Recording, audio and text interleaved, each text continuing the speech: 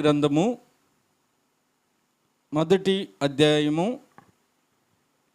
మొదటి 2 వచనాలను మనం జ్ఞాపకం చేసుకుందాం. మలాకీ గ్రంథము ఇశ్రాయేలును గూర్చి మలాకీ ద్వారా పలకబడిన యెహోవా వాక్కు. యెహోవా సెలవిచ్చినదేమనగా, నేను మీ ఎడల ప్రేమ చూపి ఉన్నాను. అయితే మీరు ఏ విషయమందు నీవు మా ఎడల ప్రేమ చూపితి వందురు. యేసేవు యాకోబునకు అన్నకాడా? అయితే నేను యాకోబును ప్రేమించి తిని, ఇది యెహోవా వాక్కు. దేవునికే మహిమ కలుగును గాక. చిన్న ప్రార్థన చేసుకుందాం. ప్రేమగల దేవా, పరిశుద్ధుడునైన తండ్రి, ఉన్నతమైన నీ కృపను బట్టి ఈ రాత్రికాల సమయంలో ఇదిగో నాయన చిన్న మందగా చేరి ఉన్న మా అందరిపై నీ ఆత్మను కుమ్మరించి, ఇదిగో నాయన చదవబడిన వాక్యమైన నిన్ను మేము సమీపిస్తూ ఉండగా అల్పుణ్ణి బలహీనుడైన నన్ను బలపరిచి కొలతలేని నీ ఆత్మతో ఎత్తిపట్టి నాతో మాతో సూటిగా తేటగా ప్రతి లేఖనాలు మాకు వివరించి వాక్యములో దాచబడిన జీవాన్ని మేము పొంది నీలో ఫలించే భాగ్యమును మాకు దయచేయమని, బలహీనంగా ఎవరైనా ఉంటే బిడ్డలను బలపరచండి, అనారోగ్య పరిస్థితుల్లో ఉంటే ముట్టి స్వస్థపరచమని సమస్త మహిమ ఘనత ప్రభావాలు నీకే ఆరోపిస్తూ ఇక్కడ ప్రారంభం నుంచి ముగింపు వరకు నీవే మహిమ ఘనత ప్రభావాలు పొందుకోమని యేసు క్రీస్తు అను నీ నామమును అడుగుతున్నాము తండ్రి, ఆమేన్. అందరం కూడా కూర్చుందాం. దేవుడు మనకు ఇచ్చిన కృపను బట్టి మంచి శ్రేష్టమైన మాటలు ఈరోజు ఇక్కడ మనం వినటానికి దేవుడి సమయాన్ని, ఆయన కృపను మనకు తోడుగా ఉంచిన దేవుడై ఉన్నాడు. అయితే ఈరోజు మనం వినబోతూ ఉన్న అంశము, నేను మీ ఎడల ప్రేమ చూపి ఉన్నాను. దేవునికే మహిమ కలుగును గాక. అందుకే ఇశ్రాయేలీలను గూర్చి మలాకీ ద్వారా పలకబడిన యెహోవా వాక్కు. ఎవరిని గురించి మాటలు పలకబడినవి అంటే, ఇక్కడ మనం చూస్తూ ఉన్నాం కదా, ఇశ్రాయేలును గూర్చి మలాకీ ద్వారా, ఈ ప్రవక్త అయిన మలాకీ ద్వారా పలకబడిన యెహోవా వాక్కు. ఇది మలాకీ చెప్పటం కాదు, కానీ దేవుడే ఈ మాటలు తెలియజేస్తూ ఇశ్రాయేలు యొక్క స్థితిని గురించి మాట్లాడుతూ ఉన్నాడు. అందుకే ఇక్కడ మనం చూస్తూ ఉన్నాము, యెహోవా సెలవిచ్చినదేమనగా, నేను మీ ఎడల ప్రేమ చూపి ఉన్నాను. అయితే మీరు ఏ విషయమందు నీవు మా ఎడల ప్రేమ చూపితి వందురు. యేసేవు యాకోబునకు అన్నకాడా? అయితే నేను యాకోబును ప్రేమించి తిని, ఇది యెహోవా వాక్కు. యేసేవును దేశించి అతని పర్వతములను పాడు చేసి అతని స్వాస్థ్యమును అరణ్యమందున్న నక్కల పాలు చేసి తిని. ఈరోజు దేవుని యొక్క సన్నిధిలో మనము చూడగలుగుతూ ఉన్నట్లయితే వాక్యమైన దేవుడు మనతో మాట్లాడుతూ ఉన్నాడు. అయితే ఇక్కడ మనము గమనిస్తూ ఉన్నాము, దేవుడు తెలియజేస్తున్న మాటల్లో ఉన్న సంగతులను మనము చూడగలిగితే, ప్రేమ చూపి ఉన్నాను అని దేవుడు మాట్లాడుతూ ఇశ్రాయేలు ఈ సత్యాన్ని విశ్వసించాలని ఆయన కోరుతూ ఉన్నాడు. ఇశ్రాయేలు ప్రజలు దేవుని యొక్క కార్యములను, దేవుడు చేసిన ఆ మేలుకరమైన పరిస్థితులన్నిటిని కూడా జ్ఞాపకం చేసుకొని, దేవుడిచ్చిన కృపను బట్టి, దేవుడు నడిపించిన విధానాన్ని బట్టి, వారిని ఆటంకాల నుండి, ఆర్థిక పరిస్థితులు లేదా అనేకమైన శ్రమల నుండి దేవుడు వారిని విడిపించి, నడిపించి, పోషించి, సంరక్షించి వారిని ఏ రీతిగా ఆయన నడిపిస్తూ ఉన్నాడో ఆ సంగతులన్నీ వాళ్ళు మర్చిపోయి ఉన్నారు. అందుకే దేవుడు అంటూ ఉన్నాడు కదా, జ్ఞాపకం చేసుకోండి, యాకోబును ప్రేమించి తిని అనే మాటను తెలియజేస్తూ ఉన్నాడు. యేసేవు యాకోబునకు అన్న కాడా? కానీ ఎవరిని ప్రేమించాడు ఆయన? ఆయన యాకోబును ప్రేమించాడు, యేసేవును దేశించాననే మాటను వాడుతూ ఉన్నాడు. కారణం ఏంటి?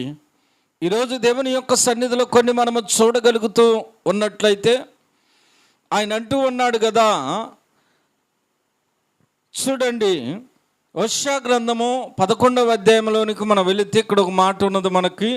హోషేయ గ్రంథము చూడండి ఒకసారి, 11వ అధ్యాయంలోనికి మనం వెళ్దాం. 11వ అధ్యాయం ఒకసారి మనం జ్ఞాపకం చేసుకుందాం. ఇక్కడ ఒక మాట మనకు తెలియజేయబడుతూ ఉన్నది.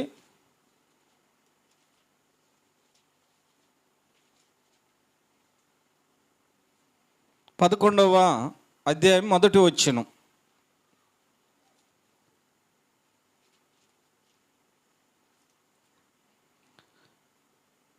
ఇశ్రాయేలు బాలుడై ఉండగా నేను అతని ఎడల ప్రేమ కలిగి నా కుమారుని ఐగుప్తులో నుండి పిలిచి తిని, ప్రవర్తలు వారిని పిలిచెనను, బయలుదేవతలు వారు బయలు నర్పించిన విగ్రహములకు ధూపము వేసిరి. ఏం తెలియజేస్తూ ఉన్నాడు ఇక్కడ? ఎందుకు దేవుడు ఇక్కడ నేను మిమ్మల్ని ప్రేమించి తినని తెలియజేసి ఇక్కడ తెలియజేస్తూ ఉన్న మాటను మనం చూస్తే, వాళ్ళు ఏమి కలిగి ఉన్నారంటే జీవము కలిగిన దేవుణ్ణి మరిచి, వాళ్ళని నడిపిస్తూ ఉన్న దేవుని యొక్క కృపను మరిచి, వాళ్ళు నడుస్తూ ఉన్న విధానమును గురించి ఇక్కడ మనకు తెలియజేయబడుతూ ఉన్నది. అందుకే దేవుడు తెలియజేస్తున్న ఈ మాటల్లో కొన్నిటిని మనం చూస్తే, ఎఫ్రాయిమును చెయ్యి పట్టుకొని వానికి నడక నేర్పిన వాడును నేనే, వారిని కౌగిలించుకొనిన వాడును నేనే, నేను వారిని స్వస్థపరచువాడునైనను ఆ సంగతి వారికి మనస్సున ఏందంట, ఏమంటూ ఉన్నాడు ఇక్కడ? ఆయన అంటూ ఉన్న మాటను మనం గమనిస్తూ ఉన్నాం. ఎఫ్రాయిమును చేయబట్టుకొని వానికి నడక నేర్పిన వాడును నేనే. ఎవరు నేర్పారంట నడక? దేవుడు అంటూ ఉన్నాడు కదా, నడక నేర్పిన వాడిని నేనే. ఈ హోషేయ అనే ఈ ప్రవర్త ద్వారా దేవుడు పలుకుతూ ఉన్న ఈ మాటల్లో మనం చూస్తూ ఉంటే ఇంకా ఆయన అంటూ ఉన్నాడు కదా, నేను వారిని కౌగిలించుకొని వాడను నేనే, వారిని స్వస్థపరచువాడను నైనను ఆ సంగతి వారికి మనస్సున పట్టలేదు. ఈరోజు దేవుడు ఇచ్చిన కృపను, దేవుడు ఇచ్చిన ప్రేమను, దేవుడు కలిగి ఉన్న ఆ కాపుదలను, ఆ భద్రతను మర్చిపోతూ దేవునికి దూరస్తులుగాను, దేవునికి మరి ఇష్టము లేని ప్రజలుగా జీవించడానికి మాత్రమే ఇష్టపడుతూ ఉన్నారు. కానీ దేవుని యొక్క చిత్తమును, దేవుని యొక్క ఉద్దేశమును బట్టి జీవించడానికి సిద్ధంగా లేరు. దేవుడు ఎందుకు కాదు మనల్ని పిలిచింది? వాక్యమైన దేవుడు నీతో నాతో మాట్లాడుతూ ఉన్న విధానమును మనం చూస్తూ ఉన్నట్లయితే ఆయన ఒక మాట అంటూ ఉన్నాడు, ఒక్కడు మనుషులను తోడుకొని పోవునట్లుగా స్నేహబంధములతో నేను వారిని బంధించి ఆకర్షించి తిని, ఒకడు పశువుల మీద కాడిని తీసినట్లు నేను వారి కాడిని తీసి వారి ఎదుట భోజనము పెట్టి తిని. ఏం చేశాడంట ఆయన? దేవుడు మనకు తెలియజేస్తూ ఉన్నాడు కదా ఎలాంటి ప్రేమ కలిగి ఉన్నాడు ఆయన అంటే. ఈరోజు ఇక్కడ మనం ఉన్నామంటే అది ఆయన ప్రేమ, ఆయన కృప అయి ఉన్నది. ఈరోజు దేవుని వాక్యాన్ని మనం వింటూ ఉన్నామంటే అది ఆయన కృప అయి ఉన్నది. యేసుక్రీస్తు రక్తములో కడగబడి దేవుని రాజ్యము కొరకైన దేవుని బిడలుగా మనము సిద్ధపరచబడుతూ ఉన్నామంటే అది కేవలం ఆయన కృప అయి ఉన్నది. కానీ దేవుని యొక్క సన్నిధిలో వాక్యమైన దేవుణ్ణి ఎంబడించే విషయంలో ఆయన యొక్క కార్యములను ఏ ఒక్కడు కూడా మనస్సున పెట్టడం లేదంట. పెట్టే పరిస్థితులు లేవు. కారణం ఏంటి? లోకమును చూస్తూ, లోక పరిస్థితులను చూస్తూ, లోకపరమైన అనేక కార్యముల వైపు తమ యొక్క మనస్సును నిలుపుతూ దేవుని విషయములో దూరస్తులుగా, దేవుని విషయములో మరి దేవునికి దూరస్తులుగా ఉంటూ ఉన్నారు, కానీ సమీపస్తులుగా ఉండటానికి ఇష్టపట్టల్లా. అందుకే ఆయన తెలియజేస్తూ ఉన్న మాటను మనం చూస్తే, ఏ విషయమందు నీవు మా ఎడల ప్రేమ చూపితివి అని వాళ్ళు అడుగుతూ ఉన్నారు. అయితే దేవుని ఉద్దేశాన్ని మరి మనము చూడగలుగుతూ ఉన్నట్లయితే అన్నీ కూడా బాగా తెలిసిన దానికి అలంకారముగా దేవుడు ప్రశ్నిస్తూ ఉన్నాడు. యేసేవు యాకోబునకు అన్న కాడా? కాగా ఆయన అంటూ ఉన్నాడు కదా, బాగా తెలవటానికి ఆయన తెలియజేస్తూ ఉన్నమాట. అందుకే యేసేవు యాకోబులు రెబ్కాకు జన్మించిన కవలలు పిల్లలని దేవుడు గుర్తు చేస్తూ ఉన్నాడు. వాళ్ళిద్దరూ కూడా ఒకే తల్లికి జన్మించారు. వాళ్ళిద్దరూ కూడా ఒకే తల్లికి మరి జన్మించినప్పటికీ ఇక్కడ మనం గమనిస్తూ ఉన్నట్లయితే యేసేవు యోదోమీయుడుగా ఏదోమీయుడుగా గాక. అయితే ఇక్కడ మనం చూస్తూ ఉంటే యాకోబు ఇశ్రాయేలీయుడు. అయితే వారిద్దరును ఒకే తల్లికి తండ్రికి పుట్టినప్పుడు వారిద్దరిని సమానముగా చూడాలి. అయితే ఇక్కడ మనం చూస్తూ ఉన్నాం, దేవుడేమంటూ ఉన్నాడు, నేను ఏశావును ద్వేషించి తిని యాకోబును ప్రేమించి తిని. ఇప్పుడు ఈ ఇద్దరిలో తండ్రికేమో ఏశావు అంటే ప్రేమ, తల్లికేమో యాకోబు అంటే ప్రేమ. అర్థమవుతూ ఉన్నదా? ఇట్లా జరగడానికి గల ఉద్దేశం గురించి దేవుడు తెలియజేస్తూ ఉన్నాడు. నేను మిమ్మల్ని ప్రేమించి ఉన్నాను కాబట్టే ఆయన వాళ్ళని కాపాడుతూ ఉన్నాడు. ఏ శోధన, ఏ పరిస్థితులను సమీపించకుండా వాళ్ళ ప్రయాణంలో కానీ, వారి యొక్క ఆహార విషయంలో కానీ, వారు ఇబ్బందుల పరిస్థితిలో కానీ, బలహీన సమయాల్లో కానీ, మరి అనేకమైన పరిస్థితుల్లో దేవుడు వారిని కాపాడుతూ నడిపిస్తూ ఉన్నాడు. అయితే వాళ్ళు ఏం చేస్తూ ఉన్నారంటే, ఏ విషయమందు నీవు మమ్మల్ని ప్రేమించితివి అని ప్రశ్నించే పరిస్థితులకు వాళ్ళు వస్తూ ఉన్నారు. ఇది నిజంగా దేవుని సన్నిధిలో కొన్ని మనము చూడగలుగుతూ ఉన్నప్పుడు ఆయన తెలియజేస్తున్న ఒక మాటను గనక మనము చూడగలిగినట్లయితే, ఆది కాండములో ఒక మాట ఉన్నది. ఆది కాండము 25వ అధ్యాయము 28వ వచనానికి మనం వెళితే ఇక్కడ ఒక మాట ఉన్నది. చూద్దాం ఆ మాటను ఒకసారి. ఇస్సాకు ఏశావు తెచ్చిన ఏట మాంసమును తినుసుండెను గనుక అతన్ని ప్రేమించెను. ఏందంట? ఏశావు తెచ్చిన ఏట మాంసమును తిని ఇస్సాకు ఏం చేశాడంట? అతన్ని ప్రేమించెను. రిబ్కా యాకోబును ప్రేమించెను. ఇక్కడ మనం గమనిస్తూ ఉన్నాము, ఆ ఇద్దరు పిల్లలలో ఒకళ్ళకేమో తండ్రి ప్రేమ ఉన్నది, ఇంకొకరికేమో తల్లి ప్రేమ ఉన్నది. అయితే ఇక్కడ మనం గమనిస్తూ ఉన్నాము కదా, దేవుడు కూడా యాకోబును ప్రేమించును అని రాయబడి ఉన్నది. ఆయనే స్వయంగా మాట్లాడుతూ ఉన్నాడు, నేను ఏశావును ద్వేషించి తిని యాకోబును ప్రేమించి తిని. ఈరోజు ప్రేమించబడుతూ ఉన్న మనము, దేవుని సన్నిధిలో ఉంటూ ఉన్న మనము, మరి ప్రేమించబడిన వారిగా జీవించడానికి సిద్ధంగా ఉన్నామా?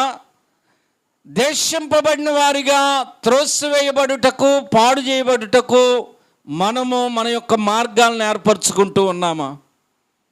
ఒకసారి మనము జాగ్రత్తగా మాటలను మనము చూడగలుగుతూ ఉన్నట్లయితే దేవుని యొక్క ఉద్దేశాలను ఇక్కడ మనం గమనించగలుగుతూ ఉన్నాము.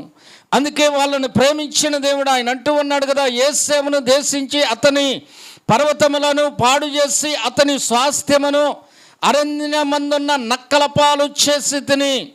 మనము ఏమంటూ ఉన్నాడు అక్కడ మనము చూడగలిగినట్లయితే 4వ వచనములో, మనము నాశనమైతిమి, పాడైన మన స్థలములను మరలా కట్టుకొందుము రండని ఏదోమీయులు అనుకొందురు. అయితే సైన్యములకు అధిపతియగు యెహోవా సెలవిచ్చినదేమనగా, వారు కట్టుకొన్నను, నేను వాటిని క్రింద పడద్రోయుదును. లోకులు వారి దేశము భక్తిహీనులు దేశమనియు, వారు యెహోవా నిత్య కోపాగ్నికి పాత్రులేను పేరు. ఏం చేస్తారంట? అలా జరగటానికి ఎవరు? దేవుడే అంటూ ఉన్నాడు, నేను ఇలా చేస్తాను అని.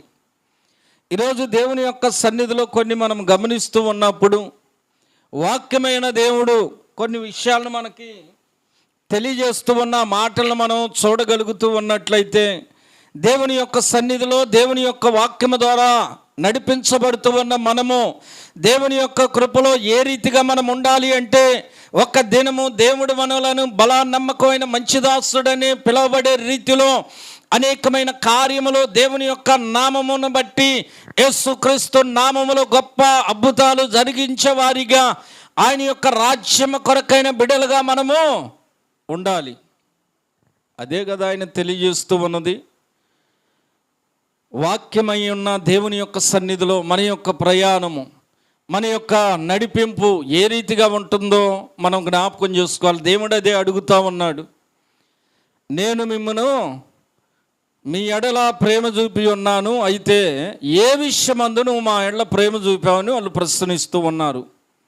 వాళ్ళకి ఏమర్థమైందో కానీ ఈరోజు ఇక్కడ మనం సజీవులుగా ఈ రీతిగా మనం ఉన్నామంటే అది దేవుని కృప కాదా?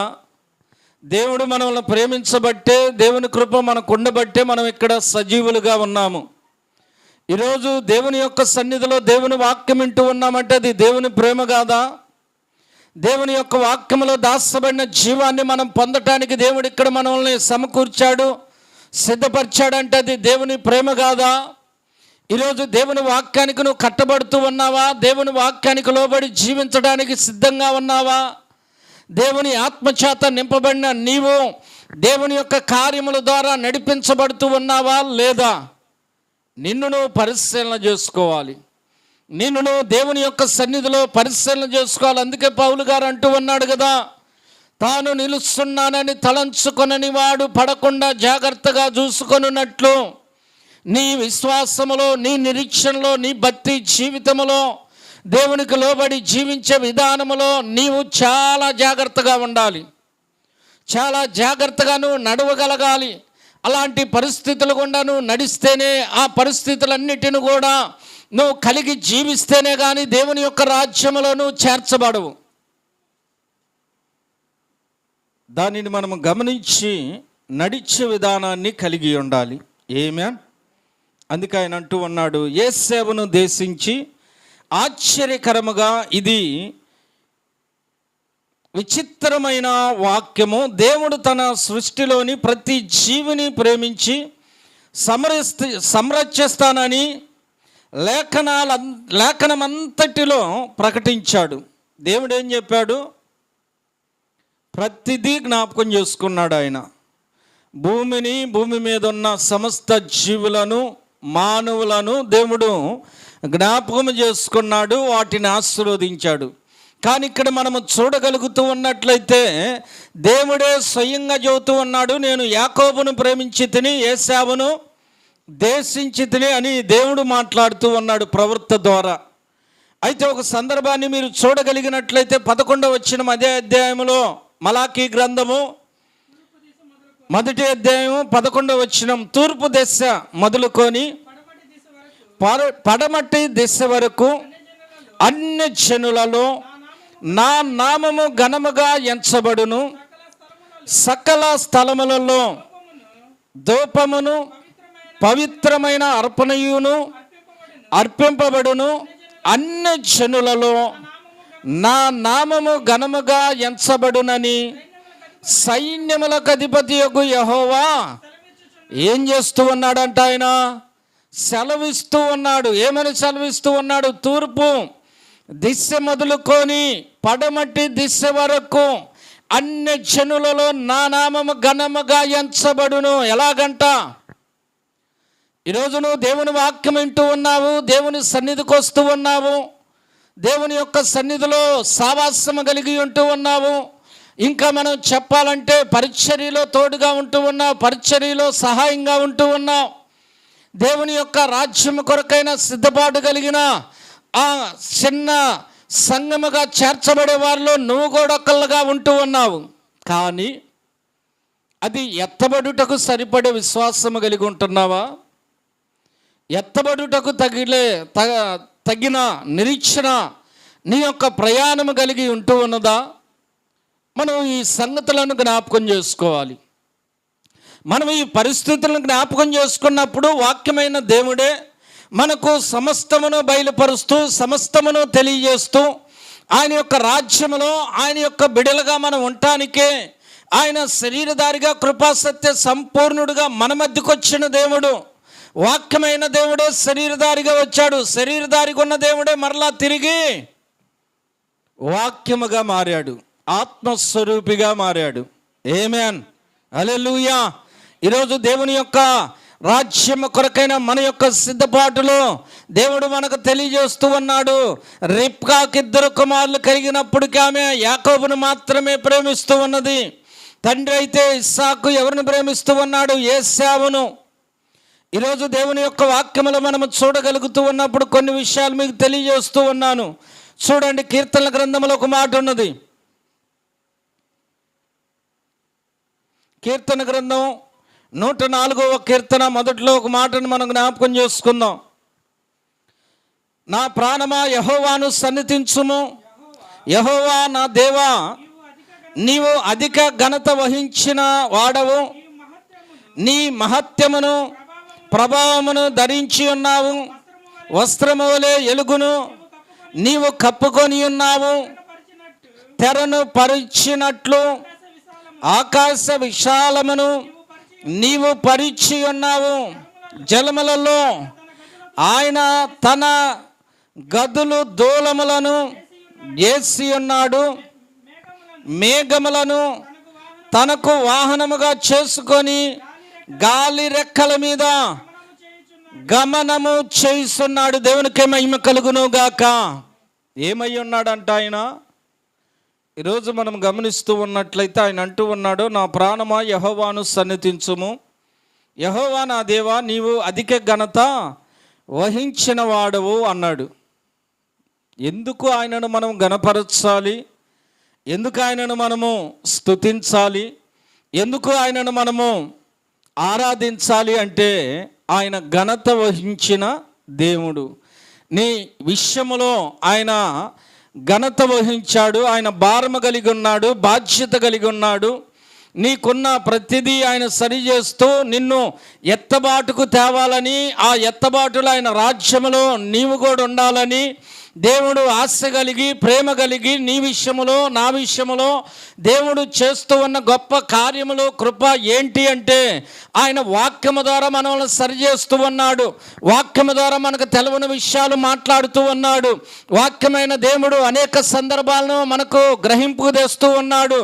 అవి విన్నప్పటికీ, గ్రహించినప్పటికీ కూడా లోబడే స్థితి మనలో లేకపోతే ఏం చేస్తాడంట ఆయన?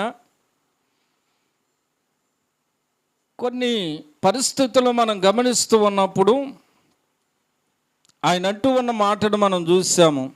మనము నాశనమైతిమి, 4వ వచనములో మనము నాశనమైతిమి, పాడైన మన స్థలములను మరలా కట్టుకుందాము రండని ఏదో మీలో ఏమనుకుంటూ ఉన్నారంట. మీరు ఒక సందర్భాన్ని గమనించినట్లయితే ఏశావు ఏదోమీయుడు కాగా యాకోబు ఇశ్రాయేలీయుడు అయ్యాడు. ఇప్పుడు ఈ ఏదోమీయులు ఏం చేస్తూ ఉన్నారు? వాళ్ళు అంటూ ఉన్నారు కదా, మనము నాశనమైతిమి. ఏమంటూ ఉన్నారు వాళ్ళు? మనము నాశనమైతిమి. ఏంటా నాశనం అంటే? పాడైన మన స్థలములను మరలా. నాశనం అంటే ఏంటి? పాడయ్యారంట. వాళ్ళు పాడయ్యారు, దేవుని ఉద్దేశాలను పక్కన పెట్టారు, దేవుని యొక్క కార్యాలను మర్చిపోయారు, దేవుని యొక్క ఆరాధన విధానములో, దేవుణ్ణి సమీపించే విషయంలో వాళ్ళు అపవిత్రత కలిగి ఉన్నారని రాయబడి ఉన్నది. ఈరోజు మనం ఎలా ఉన్నాము? దేవుని వాక్యం వింటూ ఉన్నాం, మంచిదే. ప్రార్థన చేస్తూ ఉన్నాం, మంచిదే. దేవుని సన్నిధిలో సావాసం కలిగి ఉంటూ ఉన్నాం, మంచిదే. దేవునికి దశంభాగాలు ఇస్తూ ఉన్నాం, మంచిదే. కానుకలు ఇస్తూ ఉన్నాం, మంచిదే. దేవుని పరిచర్య విషయంలో అనేక ప్రాంతాలకు వెళ్తూ ఉన్నాం, మంచిదే. కానీ నీ భక్తి దేవుని దృష్టికి యథార్థముగా ఉన్నదా? నీ యొక్క ప్రవర్తన దేవుని దృష్టికి యోగ్యమైనదిగా కనపడుతూ ఉన్నదా? దేవుడు నిన్ను నడిపిస్తూ ఉన్న విధానములో నీవు నమ్మకస్తుడిగా, నమ్మకస్తురాలుగా ఉన్నావా లేదా? అందుకే ఇక్కడ ఇందాక మనం చూసాము కదా, సకల స్థలములలో ధూపమును పవిత్రమైన అర్పణయును అర్పింపబడును. 11వ వచనములో అన్ని జనులలో నా నామము ఘనముగా ఎంచబడునని సైన్యములకు అధిపతియగు యెహోవా సెలవిచ్చుచున్నాడు. దేవుడు అంటూ ఉన్నాడు కదా, ఘనముగా ఎంచబడునని. కింద వచనానికి వస్తే ఆయన అంటూ ఉన్నాడు కదా, అయితే యెహోవా భోజనపు బల్ల అపవిత్రమనియు దాని మీద ఎంచి ఉన్న భోజనము నీచమనియు మీరు చెప్పుసు దానిని దూషిద్దురు.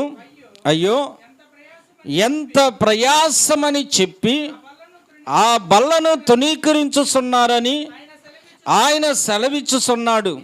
ఇదే సైన్యములకు అధిపతియగు యెహోవా వాక్కు. మరియు దోసబడిన దానిని, కుంటి దానిని, తెగులు దానిని మీరు తెచ్చుచున్నారు. ఇలాగుననే మీరు నైవేద్యములు చేయుచున్నారు. మీ చేత నేనిట్టి దానిని అంగీకరిద్దునా అని యెహోవా అడుగుతున్నాడు. ఏమడుగుతూ ఉన్నాడంట? ఆయన దేవునికి ఇస్తున్నారు, కానీ ఏమిస్తున్నారు? నిజంగా నేను కొన్ని సందర్భాలను మీకు తెలియజేస్తూ ఉన్నా. దేవునికి ఇచ్చే దాంట్లో నమ్మకంగా ఇస్తున్నారా? దాచుకొని ఇస్తున్నారా? సఫీరా, అననీయ లాగా ఇస్తున్నారా? ఎలా ఇస్తున్నారు? ప్రతి వ్యక్తి కూడా తనను తాను పరిశీలన చేసుకుంటే వాళ్ళ మనస్సాక్ష్యం వాళ్ళకి ఆ సంగతులు బయలుపరుస్తుంది. అందుకే ఇక్కడ మనము గమనిస్తూ ఉన్న ఈ సంగతుల్లో కొన్ని విషయాలు మనం చూస్తూ ఉన్నాము. దేవుడిచ్చిన కృపను, దేవుడిచ్చిన అభిషేకమును, దేవుని చేత పంపబడిన విధానమును మనం చూస్తూ ఉంటే, దేవుడు యేసేవును దేశించుచున్నా నన్న మాటలు యేసు చెప్పిన మాటలను బట్టి, అనగా తండ్రినైనను, తల్లినైనను, భార్యనైనను, పిల్లనైనను దేశించకుండా నా సేవకు అర్హుడు కాడు అను మాటల సృష్టిలో అర్థము చేసుకోవాలి. ఏం చేసుకోవాలంట? ఆ మాటలను అర్థం చేసుకోవాలి. ఎందుకంటే ఒక మాట ఉన్నది, మొదటి యోహాను